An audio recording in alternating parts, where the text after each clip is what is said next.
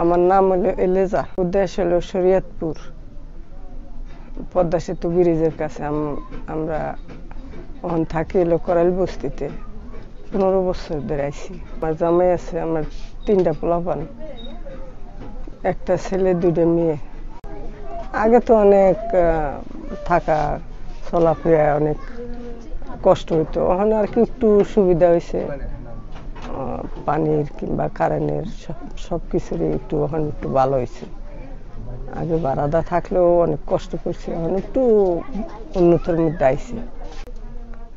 যাই হোক, আমার জামাই তার পড়ালেখা না, আর আমিও তো পড়ালেখা না, বেতন তো তত বেশি আর পাই না।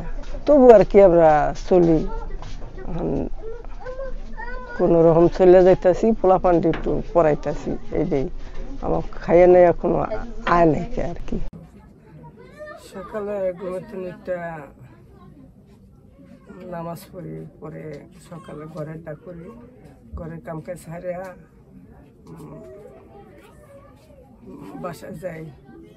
কাজে 10টা 11টা তোমাত করি, 11টা তোমাত করে আবার বাসায় আই আবার সংসারে ঘরে রান্না বাড়ি কিংবা বাজার যাই আছে করি। করার পরে পরে আবার হ্যাগো বাসায় কামে যাই। তখন কামে তো নাইতে আইতে রাত 7টা বেজে যায়। 7টা বাজে আইয়া পরে আবার ঘরে রান্না বাড়ি যাই করি, খাওয়া দাওয়া করি, পরে পোলাপান নিয়ে ঘুমাই।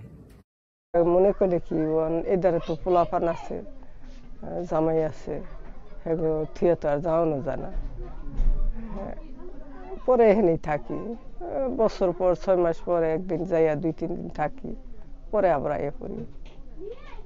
এখন পোলাপানের নিকে ঢাকা আছি, পোলাপানে একটু মানুষ করতে পারলে তাহলে আমরা ভবিষ্যৎ।